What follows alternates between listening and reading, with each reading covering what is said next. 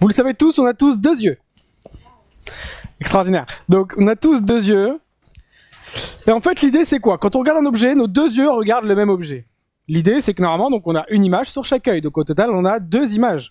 On est normalement censé, si on a deux images, voir l'image en double. Alors comment ça se fait qu'on ne voit pas l'image en double? Je vous rappelle un petit peu rapidement la composition de l'œil. Bon, il y a cornée, cristallin, très bien. Et après, derrière, il y a la rétine. On va s'intéresser un peu plus particulièrement aujourd'hui à la rétine. Donc en gros, quand je fais un schéma de l'œil, vous avez une sorte de globe oculaire là, et après devant, vous avez la cornée et là le cristallin. D'accord? Donc toute la partie optique se déroule là-dedans. Hein. Cette partie-là, vous avez cornée et vous avez cristallin et des petits muscles ici. Hop, il y a une petite lentille ici, d'accord? Et derrière, il y a le corps vitré et au fond, il y a qui? Il y a la rétine. Au milieu de la rétine, au milieu, en plein milieu là, bon, c'est pas vraiment au milieu, mais bon, on considérera que c'est au milieu, on a ce qu'on appelle la fovea, qu'on va appeler F', petite F', pas grand F', petite F'. Ça, c'est ce qu'on appelle la fovea.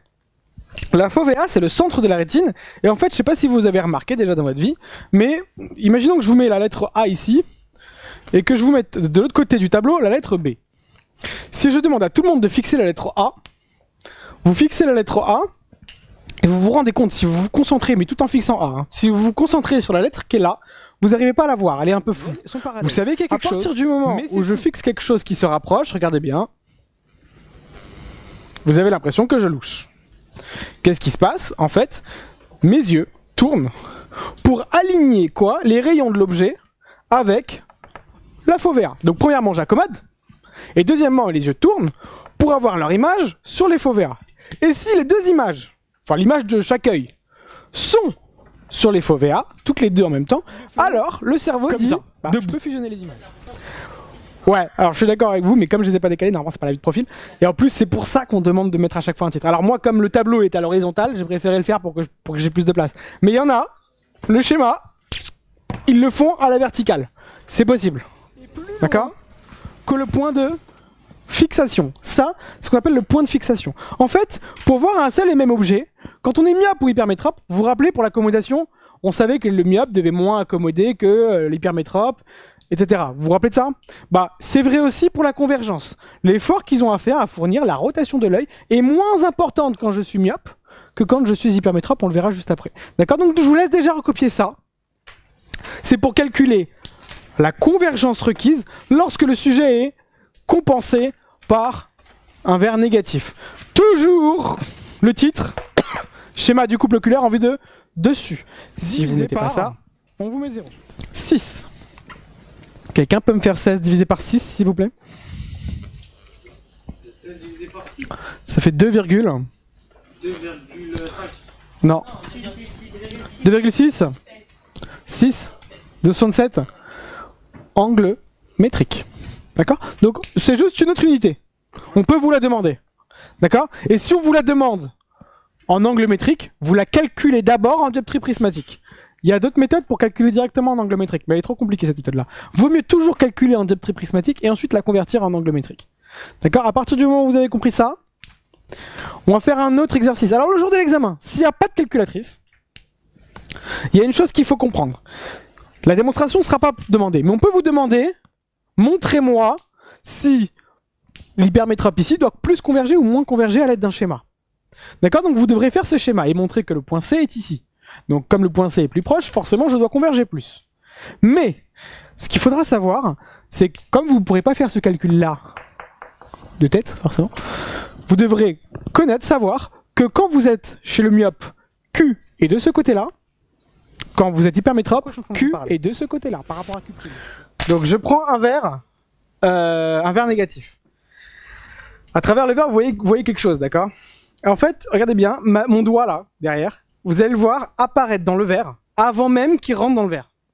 C'est qu'en fait, qu'on gagne du champ. Vous êtes prêts? Vous avez vu? Il apparaît avant même que je rentre. C'est en fait dû au quoi? J'ai un champ qui est plus large que si je ne portais pas le... Regardez bien. Vous voyez, à travers le cercle rouge, normalement, mon doigt, vous n'êtes pas censé le voir. Mais vous le voyez apparaître à l'avant. D'accord? Ça veut dire qu'en fait, j'ai élargi le champ. Quand vous portez un verre négatif, votre champ est plus large. C'est-à-dire que vous voyez plus large. D'accord? Si je prends maintenant un verre Non, c'est pas logique parce qu'on voit plus petit. Alors, si je prends un vert positif, d'accord? Qu'est-ce qui va se passer? Mon doigt, il va disparaître. Incroyable. Et il va apparaître beaucoup plus tard. Et en fait, une zone, vous voyez mon doigt, là, il a complètement disparu. Et il apparaît que beaucoup plus tard. En fait, ça va être l'inverse qui va se passer lorsque je porte un vert positif. Un vert positif, ça vous rétrécit le champ de vision. Qu'est-ce qui se passe? Regardez, je vous montre. Donc ça, c'est le vert négatif. Et pour le vert positif, bah, il se passe l'inverse. Donc j'ai quoi? J'ai Q' ici. J'ai mon vert de lunettes qui est ici, qui est positif. Automatiquement, Q va être où? Ici. Ça va pour tout le monde. Mais les rayons incidents, ils vont vers qui? Ils vont vers Q. Donc, hop.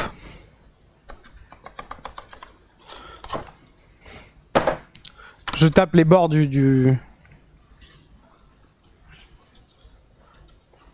les bords du verre, les bords de la monture. Et ensuite, je vais vers qui? Je vais vers Q'.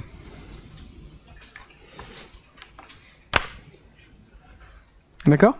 Si j'enlève le vert, je vois tout ce qui se passe au niveau du bleu.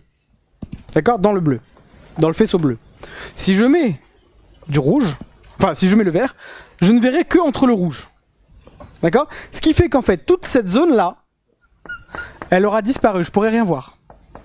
Tous les objets qui seront là, c'est ce qu'on appelle un scotome. C'est-à-dire que c'est une zone qui a disparu et qui sera jamais visible.